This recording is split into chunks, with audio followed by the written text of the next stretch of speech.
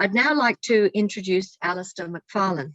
Alistair is the General Manager, Asset Development at Beston Global Food Company Limited and is responsible for supporting origination of selected assets and businesses for incorporation into the Beston Global Food Company. As Acting Director of Beston Technology subsidiary, Alistair coordinates the expansion of the technology platform to include more sophisticated anti-counterfeit traceability and authenticity solutions for a broader international market. Alistair will discuss the traceability issues from the perspective of processor, food manufacturer, and supplier. Over to you, Alistair. And I believe we are doing Alistair's slides. Yes, we'll do the slides for you. So just tell Joe when you need to go to the next slide. Okay, Alistair? Okay, thank you very much, Hermione. Thank you. Should I say congratulations, Hermione, and the GS1 Australia and project team for the publication of a fantastic guide. Some of the comments which Tanya has just mentioned echo very strongly within the dairy industry and in particular within Beston's group as well. I found it a clear, systematic and modularized and crisp document, all 233 pages of it, which I'm sure is going to set a new standard and carry a lot of weight with industry. In the time allotted, I will talk about the business and about the 4 themes which have been posed to the forum earlier in the context of capturing the critical tracking events, the CTEs, and the data elements which support them. Can I have the cover slide, please? So who are we? Beston Global Food Company. We're an ASX listed company, branded, employing 270 people, gross turnover of about 110 million. We're located in South Australia, in Victoria, and our focus is on producing high quality, safe, clean dairy and meat protein foods for consumers. We operate in a low margin, high volume, regulated environment, which by its very nature means that traceability sits square and central to a requirement that we have. Central to our growth, like we have a need for food safety and integrity within our ingredients, but within a secure supply chain. Next slide, please. Essentially, our value-added dairy business process involves inputs. Our inputs include about 25% of South Australia's milk, and we're entrusted with that milk from our 45 contracted dairy farmers who are paid on milk volume and quality per farm. Our outputs are mozzarella, hard cheeses, lactoferrin, whey powder, cream cheese and butter. Our buyers, as a consequence, are in the food service, retail, be it domestic export, be it in ASEAN countries, China, Philippines, and others. These are all under Beston's Edwards Crossing brand or incorporated within partner brands.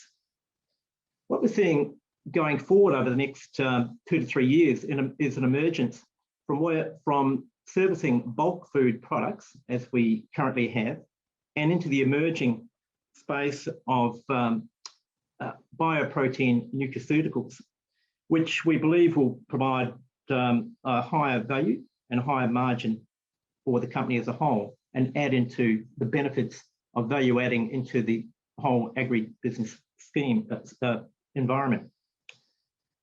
To do that, we require visibility of our data to be efficient and to be trusted by others in this whole enterprise. Part of our solution is investment into intelligent traceability and authenticity systems. In this case, Osiris, which is a proprietary traceability system, which originated when we initially went into China back in 2015. Part of the call from our Chinese partners and importers was to have our quality of food attested to, both from a quality point of view and from an authenticity point of view. So we put in place our Osiris tracking system, coupled that with the brand lock authenticity system, And we've now incorporated an imperceptible digital watermarking system onto our packaging, all GS1 compliant, readable worldwide in all parts of the supply chain, as required and as afforded by our partners, importers and exporters. Next slide, please. What is the supply chain traceability challenge? Our aim is to contribute to the unlocking of value in the entire industry chain for mutual benefit. That is, for all parties within the dairy supply chain to be able to share in the uplift, which can come through the sharing of traceable, identifiable, and reliable information. We sit in the middle. We're the link guy. We respond to the buyer's responses, to consumers' wishes, and the way in which they sit within the global economic environment. But we also need to balance off and listen to and react to the farming community's requirements for payment certainty on terms which they can budget for. We, farmers, buyers, retailers, importers, we all have our data needs to balance off our own specific risk return requirements and make judgment calls. We can't make those judgment calls if we don't have the clarity required from information which we may not already have. My observation in the dairy supply chain is it's quite fragmented, and the knowledge is retained within various modes of the supply chain, but not necessarily transferred, shared, or made available in a meaningful way to other parties. We have out-of-date paper systems and missing gaps, and it's been accepted up until now. What we're seeing, I think, is in this modularized, transparent, easy to read, crisp, quite usable form, a guide form, is a capacity to incorporate the added requirements that we need to add to our existing systems and blend in others. CTE visibility is needed with our farmers. Our farmers respond to our milk contracts.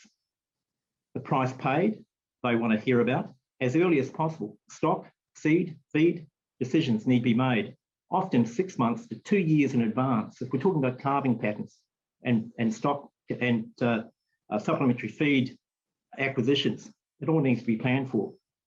We heard about biosecurity, a big issue on farms. Compliance Dairy Australia's Environmental, Social and Governance Sustainability Code is also very important.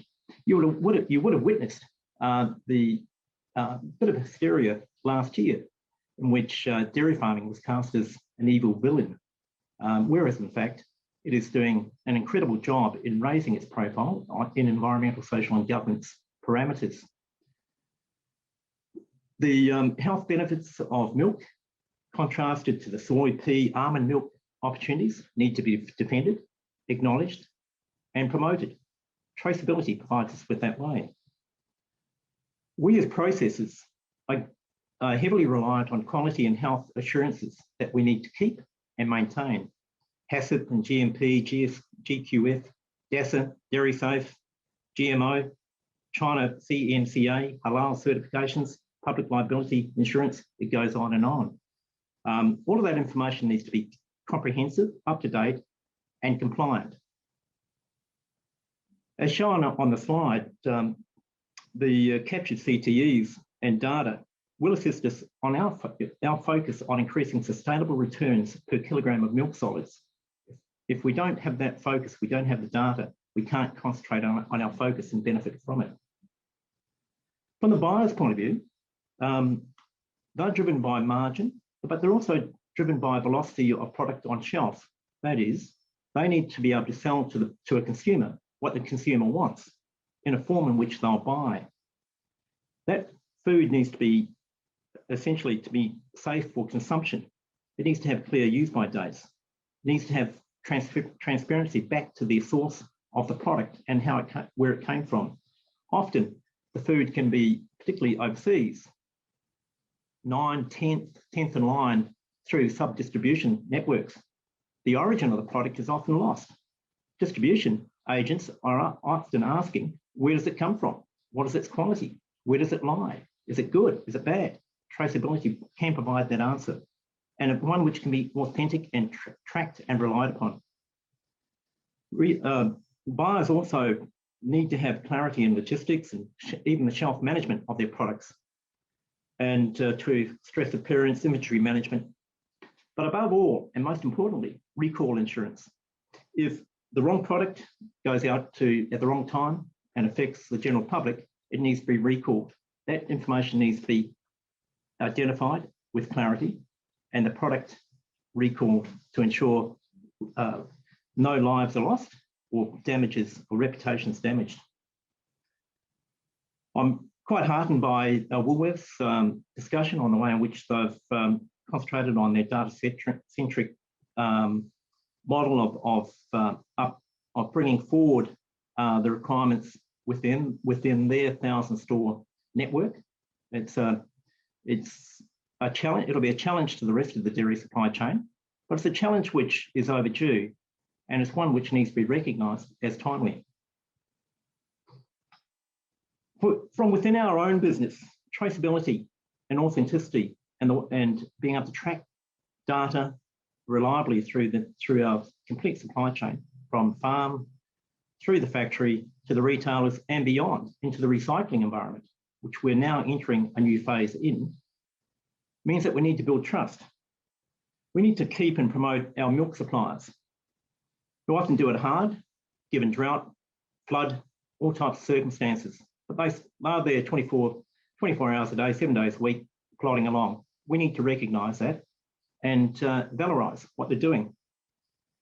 We need to receive what we require, pay incentives to those who are producing it so that it can be sustained.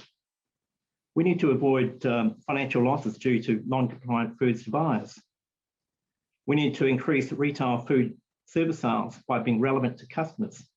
We need to avoid recall of foods. We need to avoid wasted food. An amazing amount of food is just wasted in the supply chain, which hurts the complete supply chain itself and creates inefficiencies. We need to be in a position where we can self-regulate rather than being regulated by third parties. If we have the nous, the energy, the initiative, we can put these systems in place ourselves and not wait for others to have them enforced. Already, as we've seen, some of the traceability standards being raised by Europe and even in the US will be coming into our environment. And if we're not ready for it, there'll be a tariff, a cost, which will need to be borne by the supply chain. We need to make circular economy contributions to ensure plastic recycling, for instance, can be recycled, particularly that which is food grade, to ensure that we meet the APCO covenant requirements. We need to make our own environmental, social, governance commitments to our suppliers, to Dairy Australia and to others. And importantly, as we take our journey forward into valorising the bioproteins in our nutraceuticals, we need to support the drive in that sector by ensuring that the smaller items which are in those SKUs, which are already taken, need to be tracked individually right back to source and incorporate and provide assurance that the ingredients are safe for ingestion. So what can companies expect from the guide, this new guide, which I believe is a standout? With application, it will link critical tracking events and data, enabling traceability and circular economy outcomes. It'll provide a common language. It'll mean that we can talk to each other within the supply chain, and therefore we can plan well in advance. It'll provide authenticity. Confidence can be built. There'll be confidence to invest, and investing is the game changer. It may be not straight away, but it may be over the next 2 to 3, 4, 5 years. We'll have interoperability within our own businesses to ensure our own systems talk to each other so we can make more from less.